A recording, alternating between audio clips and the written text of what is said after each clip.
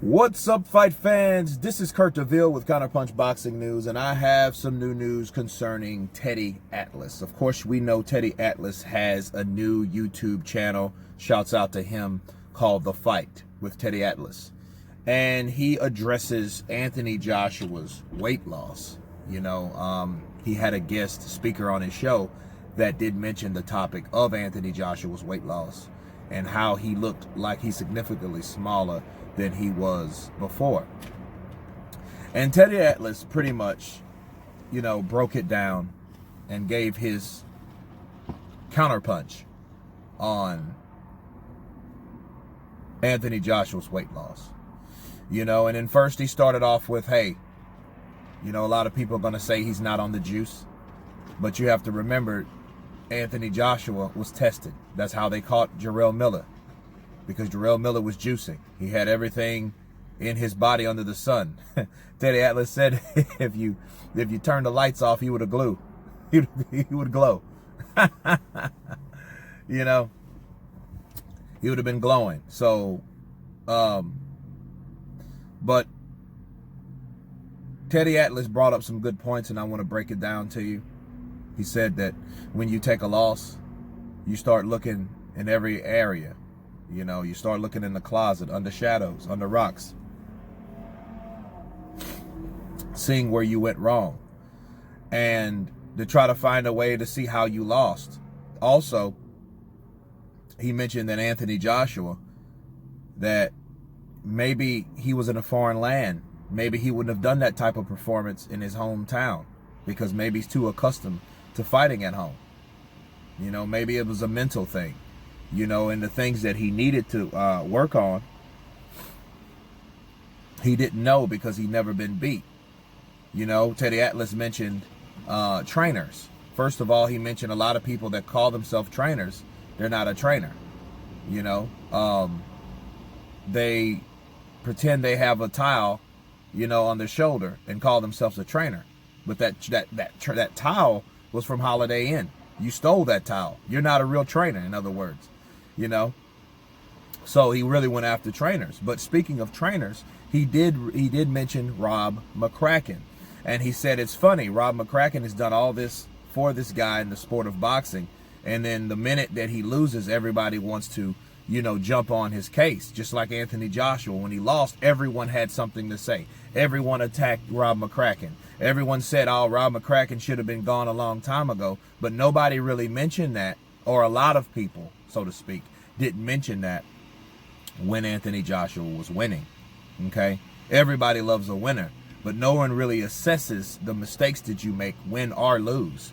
Especially when you lose, that's when everyone wants to give excuses or wants to implement things or wants to tweak and change things all of a sudden, versus barely losing, you know, or near losing and having those type of things that could result in a loss.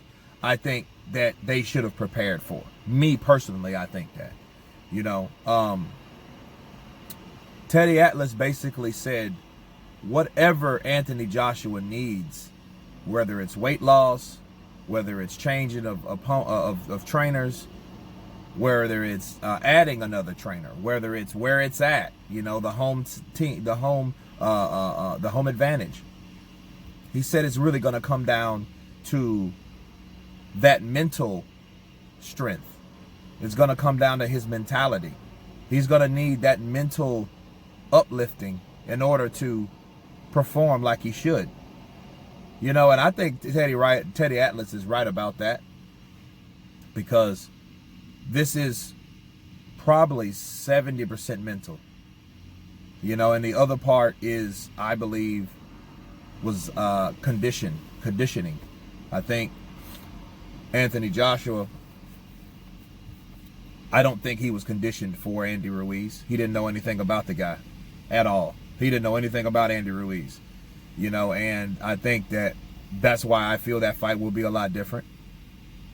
You know, because him losing that weight, knowing that he has to fight a totally different way.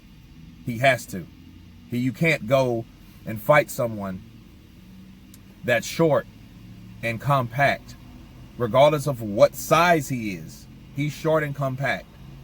You'll be a fool to fight his fight, because he will mop the floor with you, just like he showed you in the last fight.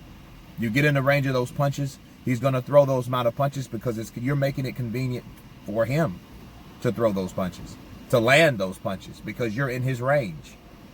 You know, it makes no sense. A taller fighter with longer reach needs a taller and longer distance, doesn't he? That's self-explanatory. If anybody knows anything about boxing, you really don't have to. You just know if you're tall and you have longer arms, you're going to need more space and more distance to do what you need to do. You can't be crowded with someone shorter with shorter arms, because then they will have the advantage the closer they are. So that's one thing. But like Teddy Atlas mentioned, the mental conditioning of Anthony Joshua has to be there, because if that's not there, it won't matter. Because as soon as he takes one of those punches that landed before, the same things might occur. That's what Teddy Atlas was referring to about Anthony Joshua. And he did defend Rob McCracken in a way, because he said, well, hey, nobody was complaining when him and Rob McCracken was winning these fights back to back to back to back, fighting these top 5 or these champions. Nobody was complaining. You know, and he said that happens to me, because when I was a trainer, when one of my fighters lost, you know, everyone, you know, had a bow and arrow to shoot, you know, just shooting me in the back. That's why I'm wearing a red shirt, because I have a lot of holes and a lot of scars from people shooting me down because my fighter didn't win. Maybe his fighter didn't follow the right game plan. Anthony Joshua was the same guy that said, if I was Rob McCracken, or if I took myself out of my body to look in the ring, what the hell am I doing? So he didn't blame Rob McCracken, and a lot of people did blame Rob McCracken, you know? And it's one of those things where Teddy Atlas gave another perspective of a trainer versus a fighter, you know? So maybe it was Anthony Joshua the whole time. But a lot of that it all resulted back to Anthony Joshua, because if Anthony Joshua was concussed, if he was damaged, if he was knocked out, if he was unsure, if something was wrong with him mentally, there was no reason for him to go in there in the first place, bottom line. But then again, we know what happens to people when they come in a fight unglued and not focused. They get beat. And that's bottom line, you know? And I've heard Teddy's perspective, and it's amazing how people try to spin what Teddy Atlas said. It's crazy. Blue Blood Sports TV, he said, oh, well, Teddy Atlas said him losing weight is an excuse for him losing the fight. When the fuck did he ever say that? In fact, I will send you guys a link to that fight, and it has nothing to do with that. It has everything to do with Anthony Joshua trying to find a solution to why he lost. Not the other way around. But anyway, we're talking about someone that's always looking after a certain narrative, you know, to glorify another fighter that is not even included in this conversation. But anyway, those are the statements of Teddy Atlas. You guys tell me what you think about his comments. Of course, please subscribe. And you guys been Counterpunch. Peace.